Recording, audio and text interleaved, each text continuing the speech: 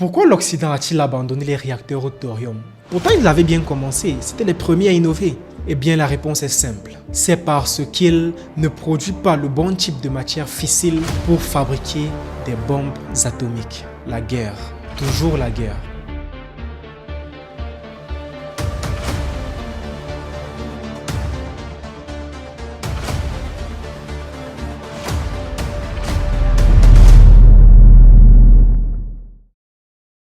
Aujourd'hui, je vais simplement vous raconter une histoire incroyable et pourtant largement méconnue. La Chine vient de faire fonctionner une technologie nucléaire que les États-Unis avaient inventée puis abandonnée. La Chine a trouvé dans les archives américaines une source d'énergie qui pourrait alimenter son avenir pendant 20 000 ans. Oui, vous avez bien entendu. Dans cette vidéo, je n'invente rien. Tout commence dans les années 60, dans le laboratoire américain national d'Oak Ridge, dans le Tennessee, où des scientifiques avaient imaginé un type de réacteur révolutionnaire, plus sûr, plus propre, utilisant des combustibles presque inépuisables, produisant 50 fois moins de déchets. Puis, le projet a été enterré, oublié dans les archives poussiéreuses pendant plus de 50 ans, jusqu'au jour où des chercheurs chinois sont tombés dessus, ont tout relu, tout reconstruit. Et il y a quelques jours, ils ont annoncé avoir réussi ce que les Américains n'avaient pas pu terminer. Aujourd'hui, je vous raconte cette histoire de science, de politique, de vision à long terme et peut-être une des plus grandes révolutions énergétiques du 21e siècle. Accrochez-vous, ce que vous allez voir est fascinant.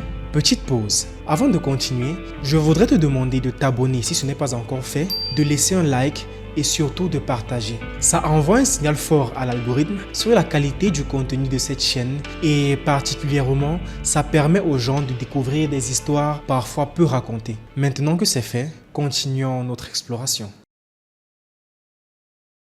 Avant de comprendre pourquoi la technologie retrouvée par la Chine est si révolutionnaire, il faut d'abord rappeler comment fonctionne le réacteur nucléaire classique, celui que l'on connaît tous. En réalité, une centrale nucléaire traditionnelle, c'est juste une gigantesque machine à vapeur moderne. On prend des barres de combustible à l'uranium, on provoque une réaction en chaîne, ça chauffe énormément, ça fait bouillir de l'eau et la vapeur d'eau fait tourner des turbines pour produire de l'électricité. Et oui, c'est littéralement une bouilloire sous stéroïdes. Mais ce système pose plusieurs problèmes majeurs. D'abord, la sécurité. Les réacteurs à eau pressurisée peuvent fondre, exploser ou relâcher de la radioactivité si quelque chose tourne mal. On a tous en tête Tchernobyl ou Fukushima. Le second problème est l'uranium. Ce n'est pas si abondant que ça. Il est concentré dans quelques pays seulement, ce qui crée une dépendance géopolitique. En troisième position, le gaspillage. Un réacteur classique n'utilise que 1 à 3% de l'énergie contenue dans son combustible. Le reste devient du déchet radioactif qu'il faut stocker pendant des dizaines de milliers d'années. Chose qu'on ne sait d'ailleurs pas encore faire, tout en espérant que les générations futures le sauront. Enfin, les coûts. Pour éviter que l'eau ne se transforme en vapeur dans le cœur du réacteur, on doit maintenir le réacteur à plus de 150 atmosphères ou barres de pression. Cela nécessite des cuves gigantesques, des parois d'acier monstrueuses et des systèmes de sécurité complexes. Bref, c'est cher, long à construire, compliqué à entretenir. En résumé, le nucléaire actuel fonctionne, mais il est cher, il est dangereux en cas d'incident, inefficace et produit des déchets radioactifs quasiment éternels. Et c'est précisément pour outrepasser ces limites qu'une autre voie avait été imaginée. Une voie que les États-Unis ont abandonnée, mais que la Chine, elle, a décidé de ressusciter. Alors, de quoi s'agit-il? Entrons dans le cœur du sujet. Parce que la technologie retrouvée dans les archives américaines n'était pas un réacteur classique, mais un concept totalement différent et futuriste pour l'époque. Ça s'appelle un réacteur à sel fondu, en abrégé MSR, Molten Salt Reactor. Qu'est-ce que c'est exactement?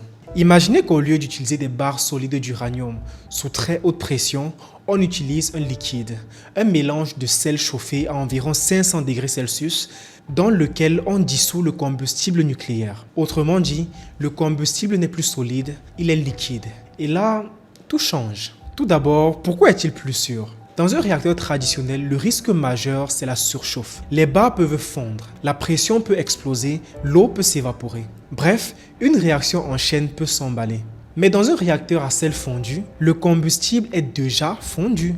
On ne peut donc pas avoir de fusion du cœur, puisqu'il n'y a pas de cœur solide à fondre. Et surtout, il existe un dispositif génial, simple comme bonjour, le bouchon de congélation. En bas du réacteur, on place un petit morceau de sel gardé solide grâce à un ventilateur qui souffle de l'air frais. Si la température à l'intérieur augmente trop, ce bouchon transformé en liquide tombe alors naturellement dans un réservoir de sécurité conçu pour arrêter immédiatement la réaction. Pas d'intervention humaine nécessaire, pas d'électricité, pas de pression, pas d'explosion, juste la physique tranquillement. Maintenant, pourquoi est-ce beaucoup moins cher? Les réacteurs classiques fonctionnent à plus de 150 fois la pression atmosphérique. Pour maintenir l'eau liquide à 300 degrés Celsius, il faut des cuves d'acier de plusieurs dizaines de centimètres d'épaisseur, des systèmes de renforcement énormes, des mécanismes anti-explosion complexes. C'est un véritable cauchemar d'ingénierie. C'est l'une des principales raisons pour lesquelles une centrale nucléaire coûte 6 à 10 milliards de dollars et met 10 ans à construire. Les réacteurs à sel fondu, eux, fonctionnent à pression atmosphérique normale. La pression de l'air, rien de plus. Conséquence, les parois sont plus fines. La construction coûte beaucoup moins cher et la maintenance est plus simple. C'est l'un des arguments qui séduit le plus l'industrie chinoise aujourd'hui. Ensuite, pourquoi c'est propre? Eh bien, le combustible liquide permet de retirer en continu les déchets de fission pendant que le réacteur tourne. Ceci fait alors qu'on utilise jusqu'à 99% de l'énergie du combustible, contre seulement 1 à 3% pour les réacteurs actuels. Il produit 30 à 50 fois moins de déchets. Et surtout, ces déchets ne doivent être stockés que 300 à 500 ans, au lieu de 100 000 ans avec l'uranium classique. On passe alors de plus longtemps que l'histoire humaine à l'équivalent de quelques manoirs, d'une durée de temps géologique à quelques générations. Et cerise sur le gâteau, il n'y a pas de besoin d'eau. Il faut savoir que les centrales nucléaires actuelles doivent être construites près de rivières, de lacs ou de la mer. Elles consomment des quantités colossales d'eau pour refroidir les circuits. Le système chinois, lui, utilise un tout autre mécanisme, une turbine au CO2 supercritique, dont on reparlera un peu plus tard. Tout ceci fait qu'on peut construire des réacteurs dans le désert, sur des plateaux ou au milieu de nulle part, et même théoriquement sur la Lune. C'est d'ailleurs un projet sino-russe très sérieux. Le résumé final est donc ultra simple. Le réacteur à sel fondu, c'est plus sûr, plus propre, plus efficace, plus flexible, plus facile à construire et beaucoup moins cher. C'est objectivement une idée de génie, une révolution potentielle de l'énergie nucléaire. Sauf qu'au moment où les États-Unis l'ont inventé, la politique allait tuer le projet. Ce qui nous amène à l'un des chapitres les plus fascinants de cette histoire. Maintenant que vous avez en tête à quel point cette technologie était révolutionnaire, vous allez voir pourquoi cette histoire est presque tragique. Car oui, les États-Unis n'ont pas seulement imaginé ces réacteurs à sel fondu, ils les ont également construits. Ils les ont testés et ils ont prouvé que ça marchait. Et pourtant, ils ont abandonné volontairement. On est au début des années 60, dans le laboratoire national d'Oak Ridge, au Tennessee, un centre de recherche nucléaire financé par le gouvernement fédéral. Le directeur s'appelle Alvin Weinberg, un scientifique brillant, visionnaire, qui était convaincu que l'avenir du nucléaire devait être propre, sûr et accessible. Weinberg croyait profondément aux réacteurs à sel fondu. Il a aussi réussi à convaincre la Commission de l'énergie atomique de financer une expérience à grande échelle. Résultat, le MSRE. Le Molten Salt Reactor Experiment, construit entre 1965 et 1969. Ce réacteur expérimental va fonctionner pendant plus de 13 000 heures et valider presque tout. Le combustible liquide fonctionne. Le circuit est stable. Le système de sécurité passif marche exactement comme prévu. Le réacteur reste sûr, même en cas de panne totale d'alimentation. À ce moment-là, l'Amérique est en avance de 50 ans sur le reste du monde. Tout est prêt pour passer à l'étape suivante. Construire un prototype industriel, puis des centrales complètes. Et là, la politique va tout faire dérailler. Comme quoi, la médiocrité des politiques ne commence pas aujourd'hui. Au début des années 70, l'administration Nixon décide de miser sur une autre technologie, les réacteurs surgénérateurs rapides à sodium liquide, LMFBR. L'homme chargé de ce programme, Milton Shaw, est un protégé de l'amiral Rickover, la figure légendaire et autoritaire de la marine nucléaire. Son style c'est « ma façon ou rien du tout ». Pas de discussion. Et si vous n'êtes pas avec moi, vous êtes contre moi. Et Weinberg, avec ses arguments sur la sécurité nucléaire et ses critiques publiques du nucléaire classique, commence à déranger beaucoup. Il devient même gênant, trop indépendant pour la bureaucratie de l'époque. Weinberg voulait un nucléaire sûr, Shaw voulait un nucléaire militaire, utile pour produire du plutonium et alimenter des sous-marins ainsi que des bombes atomiques. Deux visions, deux époques, un seul survivant. En 1969, Shaw impose l'arrêt du réacteur à sel fondu. Et en 1973, Weinberg est carrément renvoyé. Le programme MSR est officiellement abandonné. Le plus ironique dans cette histoire, c'est que le programme préféré de la bureaucratie, les surgénérateurs rapides, va s'avérer être un échec total. Le projet phare, le surgénérateur de Clinch River, absorbe plus de 8 milliards de dollars, accumule des retards, des problèmes techniques, des dépassements de budget colossaux. Et il n'aboutira finalement à rien. Le Congrès coupe le financement en 1983. Le réacteur n'a jamais produit un seul watt. Entre-temps, tout le travail sur les sels fondus est rangé dans les armoires. Des centaines de rapports techniques, d'essais, de schémas, de matériaux innovants, des décennies d'avance scientifique, purement et simplement oubliés. Et c'est là que l'histoire bascule. Le plan qui pouvait changer l'avenir énergétique des États-Unis a été déclassifié, numérisé, puis mis en ligne par des passionnés américains eux-mêmes, comme Kirk Sorensen dans les années 2000. Ils étaient à disposition du monde entier, gratuits, accessibles, oubliés. Et dans cette bibliothèque numérique, quelqu'un allait tomber dessus. Quelqu'un de très motivé. Quelqu'un qui n'allait pas faire la même erreur que les États-Unis. Vous avez compris, on parle de la Chine.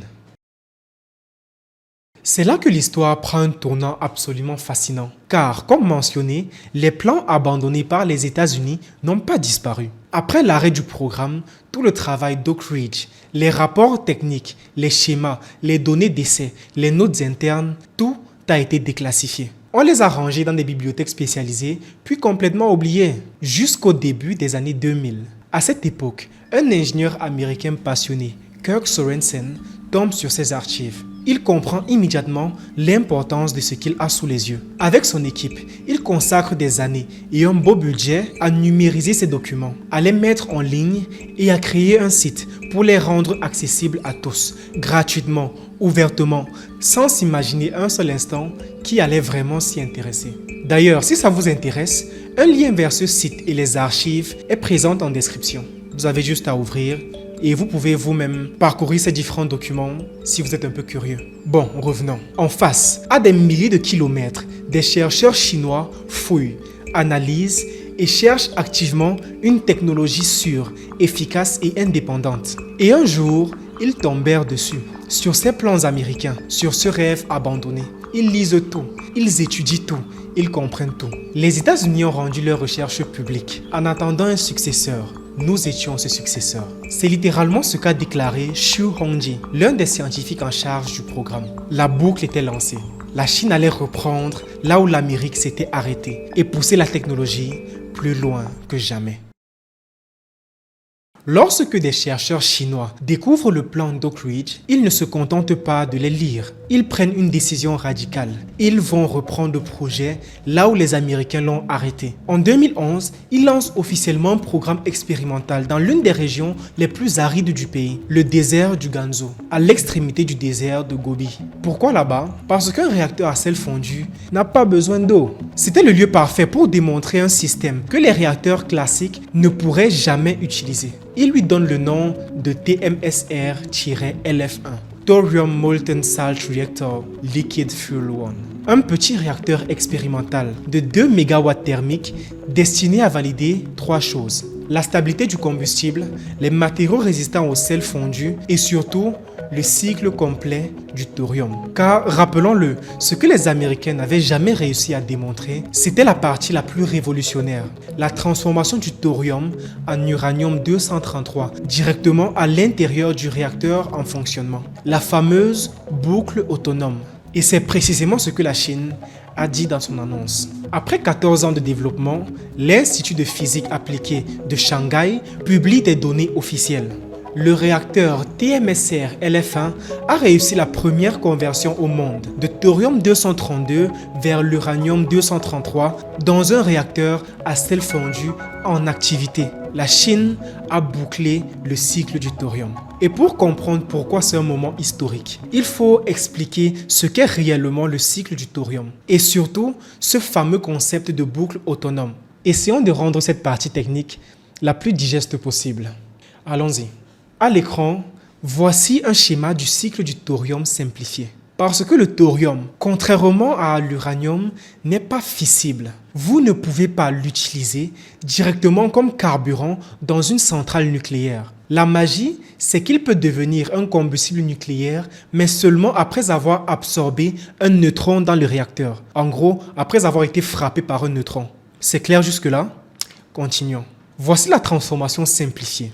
Le thorium-232 absorbe un électron et devient le thorium-233. Le thorium-233 à son tour se transforme en protactinium-233. Le protactinium se transforme en uranium-233, un combustible fissile. Et maintenant, cet uranium-233 alimente le réacteur tout en produisant encore plus de neutrons. Vous vous souvenez, les neutrons qui frappent les thoriums et qui les transforment. Vous avez vu la boucle? C'est ainsi que ça va, ainsi de suite. Encore et encore. C'est donc un cycle qui permet de créer son propre carburant pendant qu'il fonctionne. Mais maintenant, voici la partie importante. Dans un réacteur classique à combustible solide et non liquide, ce cycle est presque impossible à maintenir. Pourquoi? Eh bien parce que les déchets s'accumulent dans les barres. Par exemple, les barres d'uranium solide. Ils empoisonnent la réaction et le combustible doit être retiré avant d'avoir pu produire assez d'uranium-233 pour s'auto-entretenir. Le résultat dans ce cas-ci est que la boucle du thorium ne peut pas boucler. C'est bien pour ça qu'il est resté un rêve pendant plus de 70 ans. Et c'est donc ici que le réacteur à sel fondu change tout. Dans un réacteur à sel fondu à combustible liquide, on peut ajouter du thorium en continu, laisser la transformation se faire naturellement et extraire chimiquement les déchets sans arrêter le réacteur. Ce qui permet enfin de maintenir une réaction stable avec du thorium transformé en uranium-233 en continu. La boucle du thorium devient possible. C'est exactement ce que la Chine vient d'accomplir. Elle vient de prouver qu'un réacteur peut fabriquer son propre combustible à partir d'un élément 4 fois plus abondant sur Terre que l'uranium. C'est comme passer d'une voiture qui consomme 97% de son carburant inutilement à une voiture qui utilise presque tout et peut même fabriquer son propre carburant pendant qu'elle roule. Toc toc toc, vous êtes encore là? Bravo, vous êtes officiellement plus solide que 90% des réacteurs nucléaires actuels. Mais bon, pourquoi est-ce que concrètement tout ceci est une révolution énergétique? Eh bien parce que si vous avez une technologie qui produit 30 à 50 fois plus d'énergie, un coût et un temps de construction de centrales infiniment moindre, avec des déchets qui durent 300 ans au lieu de 100 000 ans, en utilisant un minerai abondant partout sur Terre, et que le réacteur peut se recharger lui-même, alors vous avez littéralement une source d'énergie quasi inépuisable, indépendante des marchés internationaux et sûre par conception. C'est ça la boucle autonome du thorium que l'on a cité plus tôt. Et c'est ce que les États-Unis n'avaient jamais réussi à faire en 1969, mais que la Chine vient de réaliser en 2024. C'est beaucoup plus qu'une simple étape technique. C'est la preuve que le cycle du thorium fonctionne réellement. Il peut s'auto-entretenir et qu'un réacteur peut produire son propre combustible en continu. C'est exactement ce que Weinberg rêvait de démontrer dans les années 60, mais qu'on ne lui a jamais laissé terminer. Et ce n'est pas tout. Selon les responsables du programme, plus de 90% des composants du réacteur sont produits en Chine et 100% des pièces critiques sont désormais fabriquées localement. Ce n'est donc pas juste un succès scientifique, c'est la naissance d'un écosystème industriel complet, entièrement indépendant. De plus, même le plus grand problème technique d'Oak Ridge, la corrosion extrêmement agressive des sels fondus, a été résolu. Les Américains, sous le suivi de Weinberg, avaient conçu un alliage prometteur à l'époque, l'Alestoy N. La Chine l'a modernisé en créant le GH3535, une version améliorée de l'Alestoy et très proche, capable de résister à des températures d'environ 700 degrés Celsius. Autrement dit, les matériaux existent, la technologie fonctionne, le prototype tourne. Le réacteur chinois TMSR LF1 actuel ne produit pas encore d'électricité. Il sert uniquement à valider le combustible et les matériaux, et bien sûr le processus, le procédé. Mais la Chine a déjà lancé la suite sur le même site. Une centrale de 60 MW thermique, capable de produire 10 MW d'électricité grâce à une turbine utilisant du CO2 supercritique. Une technologie extrêmement efficace et très compacte. C'est la première brique du futur réseau de réacteurs au thorium. Et selon les responsables, l'objectif est clair, avoir un prototype de 100 MW d'ici 2035, puis un déploiement commercial à l'échelle nationale et bien sûr à l'échelle mondiale. On peut résumer tout ceci en un mot: historique. Ce que la Chine vient d'accomplir, aucun autre pays ne l'a fait. Ils ont ressuscité un concept oublié, résolu les obstacles techniques, prouvé le cycle du thorium, maîtrisé les matériaux et lancé une filière industrielle complète. C'est peut-être là l'une des plus grandes avancées énergétiques du siècle, rendant leur énergie extrêmement bon marché. Et surtout, cela donne à la Chine un avantage stratégique que très peu ont encore compris.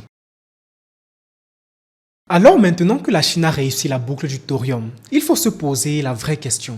Qu'est-ce que cela change concrètement pour un pays d'1,4 milliard d'habitants, déjà première puissance industrielle mondiale? La réponse tient en 4 mots: sécurité, indépendance, puissance, vision. Parce que si les réacteurs au thorium fonctionnent à grande échelle, cela pourrait transformer non seulement l'énergie, mais aussi l'économie mondiale entière. Premièrement, une dépendance énergétique totale. La Chine importe encore des quantités importantes de pétrole, de gaz et d'uranium. Elle dépend du détroit d'Ormuz, du détroit de Malacca, des routes maritimes surveillées par les États-Unis et d'États politiquement instables. Avec le thorium, tout ça pourrait disparaître du jour au lendemain. La Chine possède déjà d'énormes réserves de thorium. Selon certaines estimations, elle en a assez pour alimenter le pays pendant 20 000 à 60 000 ans. C'est un cheat code énergétique. C'est comme si un pays trouvait dans son sous-sol quelque chose qui remplace le pétrole plus le gaz plus l'uranium sans dépendre de personne.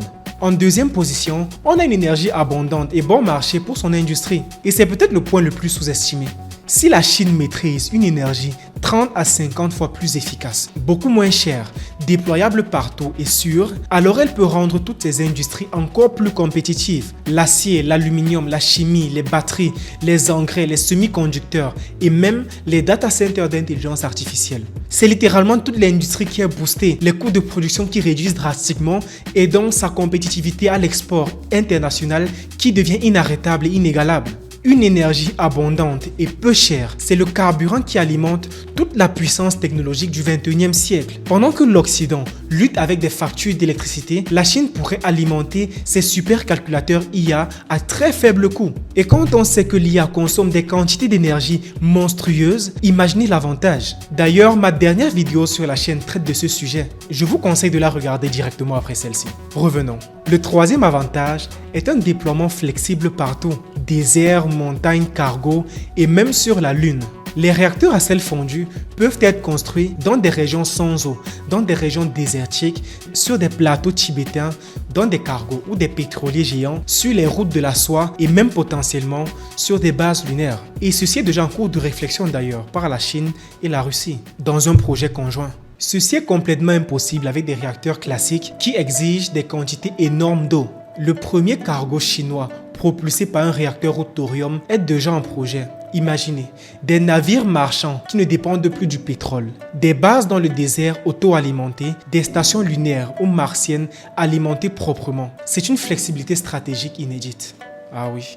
En 4, il s'agit maintenant de l'exportation. La Chine pourrait devenir l'OPEP de l'énergie nucléaire propre. La Chine pourrait vendre des réacteurs de 100 MW à ses partenaires, vendre des modules nucléaires préassemblés, vendre des réacteurs dans des pays d'Asie centrale, d'Afrique ou du Moyen-Orient. Des pays sans eau, mais riches en désert, tels que le Kazakhstan, l'Ouzbékistan, le Pakistan, devraient être des clients naturels. On ne dit plus seulement la Chine fabrique des panneaux solaires, mais on dit aussi la Chine pourrait fournir les centrales nucléaires du futur.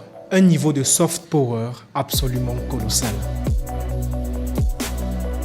En 5, s'agissant de ce qu'on appelle l'hydrogène violet, une porte vers un nouveau marché mondial s'ouvre. Ce que je ne vous ai pas dit, c'est que le premier réacteur chinois de 10 MW est déjà prévu pour produire ce qu'on appelle l'hydrogène violet, c'est-à-dire un hydrogène produit à partir de nucléaire propre, un moyen de stocker de l'énergie sous forme d'hydrogène qu'on peut ensuite utiliser comme combustible pour de nombreuses applications. Avec de l'énergie abondante, l'hydrogène devient enfin rentable, contrairement à la production traditionnelle qui est très coûteuse. Et cet hydrogène peut à son tour alimenter camions, avions, industries lourdes, aciérie, chimie et navires de combat. Encore un domaine où la Chine pourrait prendre une avance monstrueuse, réalisée.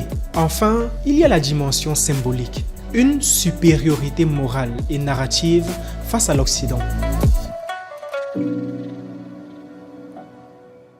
Pourquoi l'Occident a-t-il abandonné les réacteurs au thorium? Pourtant, ils avaient bien commencé, c'était les premiers à innover. Eh bien, la réponse est simple. C'est parce qu'ils ne produisent pas le bon type de matière fissile pour fabriquer des bombes atomiques. La guerre, toujours la guerre. Parce qu'ils étaient moins intéressants pour la course aux armements. La Chine, elle, n'a pas ce problème. Elle possède déjà son arsenal nucléaire et elle ne cherche pas à en produire 50 000. Elle veut de l'énergie, pas du plutonium pour armes nucléaires. Et cela crée une inversion fascinante. La technologie sûre, propre, durable, abandonnée par l'Occident, qui est reprise, modernisée et réalisée par la Chine. C'est un renversement historique, un symbole, une victoire narrative. En résumé, si les MSR au thorium tiennent leurs promesses, la Chine pourrait obtenir une énergie quasi infinie, un coût de production imbattable, une indépendance stratégique totale, un avantage industriel colossal et même un leadership moral sur le nucléaire propre. Parce que le nucléaire actuel, je ne vous l'apprends pas, produit énormément de déchets. C'est probablement l'une des avancées technologiques les plus sous-estimées de ce siècle. Et ce n'est que le début. D'ailleurs, je me demande pourquoi est-ce qu'on n'en parle pas beaucoup plus. Conclusion. Si vous prenez un peu de recul, cette histoire dépasse largement la science et la technologie. C'est presque une métaphore du monde moderne. Dans les années 60, un scientifique américain visionnaire imagine une technologie nucléaire plus sûre, plus propre, plus efficace. Son pays l'ignore, le met de côté, le laisse mourir dans le silence de la bureaucratie et salisse le nom de son brillant inventeur. Les documents finissent dans des archives, puis en PDF sur Internet, comme un projet oublié d'une époque trop pressée. Un demi-siècle plus tard, c'est une autre civilisation qui les retrouve. Une civilisation qui n'a pas peur des projets de 30 ans, qui investit dans des visions à long terme et qui avance méthodiquement, parfois dans l'indifférence générale. La Chine n'a pas volé cette technologie. Elle l'a étudiée, l'a assumée, prolongée, achevée. Pendant que les Américains tournaient la page, elle l'a réouverte. Pendant que les Occidentaux doutaient, elle l'a expérimentée. Pendant que les autres débattaient, elle construisait dans le désert du Gobi le futur que le Tennessee avait abandonné. Et c'est peut-être là la leçon, la vraie. Les idées ne meurent jamais vraiment. Elles attendent simplement le moment où le pays qui aura le courage de les porter jusqu'au bout. Et si les réacteurs au thorium deviennent un jour la base de l'énergie mondiale, alors l'histoire retiendra que l'Amérique l'a imaginé, mais que la Chine l'a réalisé. Si cette histoire vous a intéressé, alors préparez-vous, car on n'a pas fini d'entendre parler du thorium. La Chine n'en est qu'au début, et les prochaines années risquent d'être décisives pour l'avenir énergétique mondial. Merci beaucoup d'avoir regardé cette vidéo jusqu'au bout. Elle a demandé énormément de travail et de vérification, mais bien sûr, je l'ai fait avec le plaisir pour vous fournir la meilleure information possible. Comme d'habitude, si vous voulez soutenir le travail de vulgarisation, vous savez quoi faire. Et surtout, n'hésitez pas à partager cette vidéo autour de vous. C'est une histoire que très peu de gens connaissent et qui mérite d'être racontée. On se retrouve très bientôt pour une nouvelle exploration technologique. À la prochaine.